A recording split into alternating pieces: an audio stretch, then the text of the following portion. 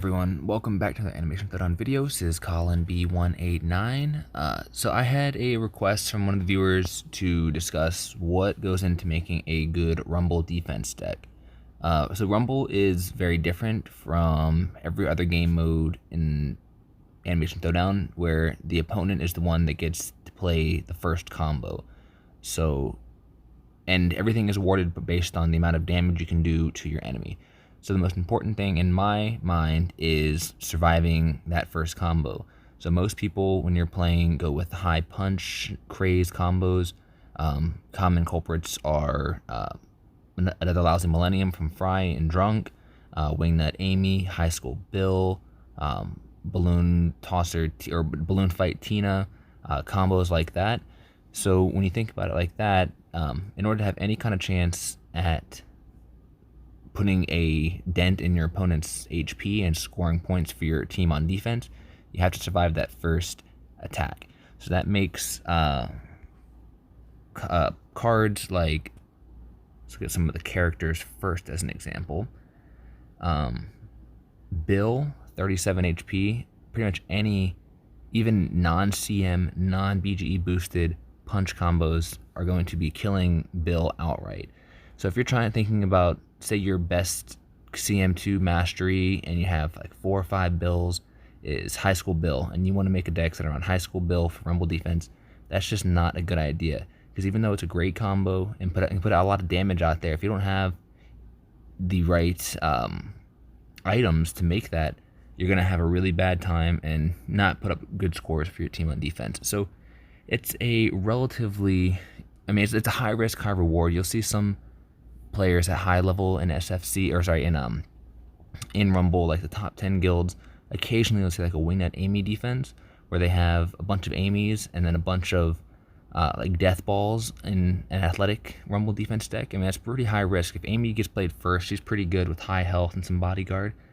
But if your best educated inputs are something like Henry Haber Debater, only 34 health, there's no wall, no sturdy, no bodyguard, then you have literally, if you had 12 Henry Habers and 13 Bills, you'd give hundreds to almost every opponent that you faced, unless you got super lucky where somebody was running like a leech combo with like 20 something attack, then you might be able to score some points. But especially at the higher levels, that's very, very rare. But if you did have a deck full of, say, Mr. Frond and Professor Lerner, Quahog College, Quahog Preschool, all are viable options at mid and high level for an educated defense deck. So that's one thing to consider. Obviously, not everybody's going to have pre-combos, but ideally you want to have, if you can run a full 25 card pre-combo CM2 deck, that's a good defense deck right there. But if you have that kind of deck, you're probably not looking for advice on how to build a deck.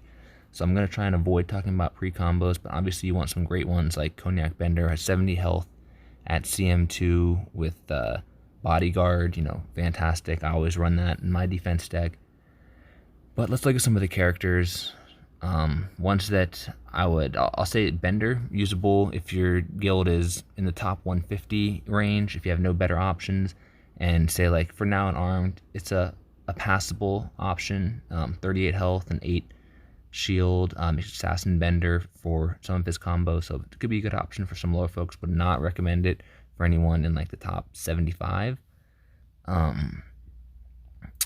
Bill, Bob, I don't like. Bobby is usable outside of, if you're in the top 50, you're probably not going to want to use Legendary Bobby.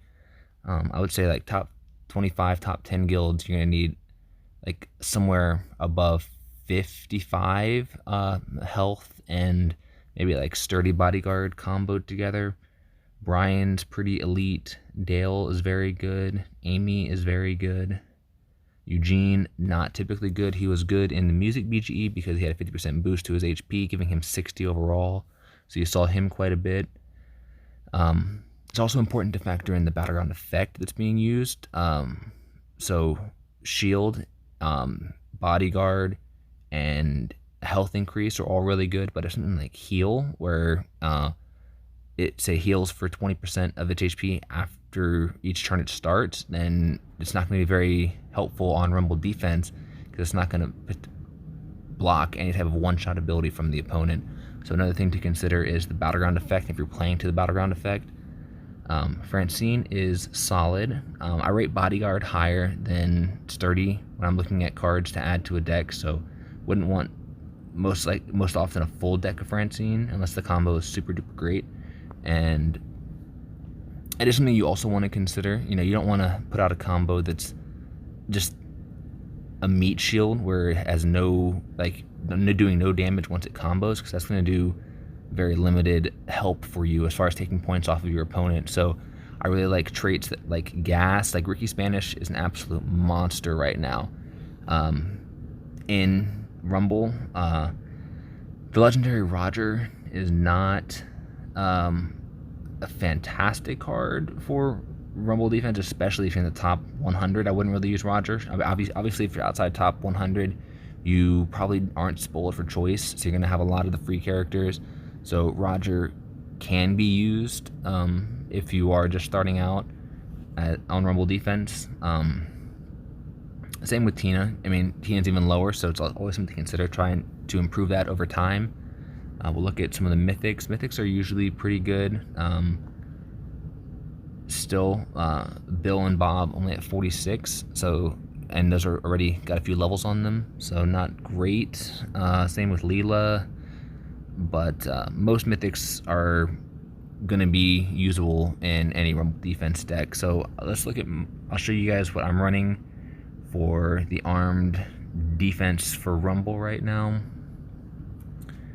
For characters, I'm running Mythic Amy, Mythic Stewie, and Mythic Zap. I have CM2 on all of their combos, and I also have 2 legendary Stewies as well. So I'm only running 1, 2, 3, 4, 5 characters, along with both of, I'm not running the newest Mythic, I have to update that, but 3 Natalia and Service to Air Telegram, so I might be changing that here.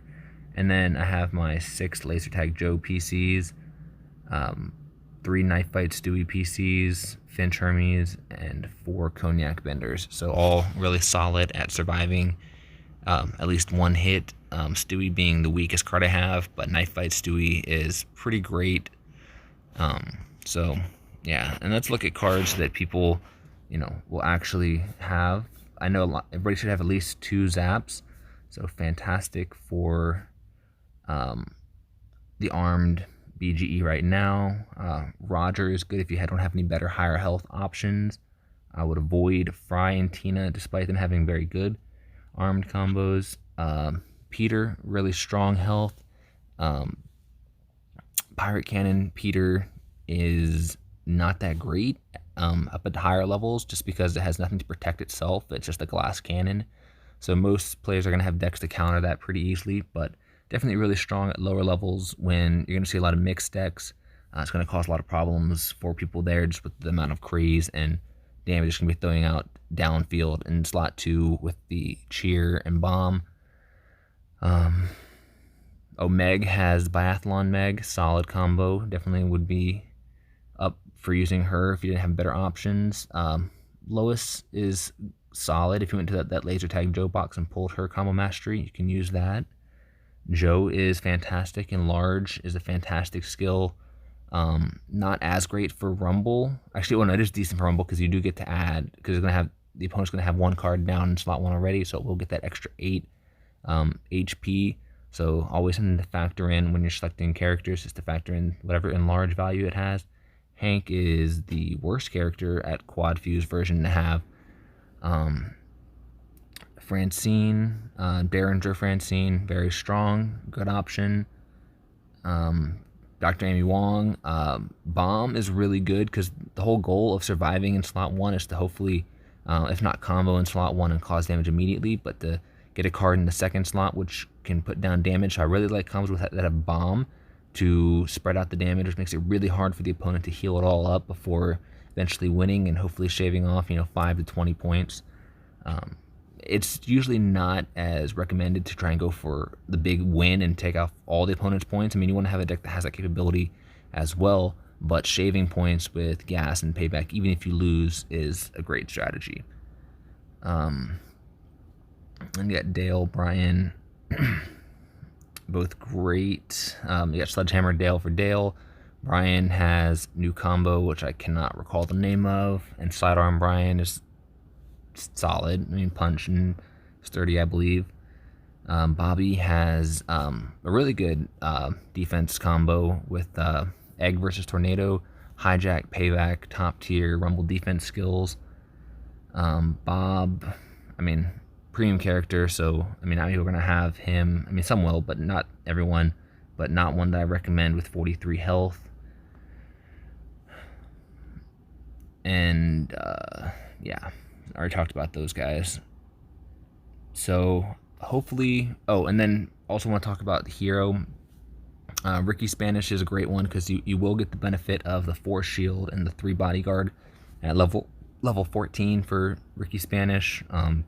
As far as the free heroes, some people really like to run Dale because of the payback and punch, but in my opinion, that's not the optimal hero to be running because it doesn't help prevent the one shot. I mean, you might shave like a point with the punch and payback later on, but if they're running Ricky Spanish hero, it's going to totally negate that potential with the shield and bodyguard anyways. So not something I like to do, but it is something that other people will recommend.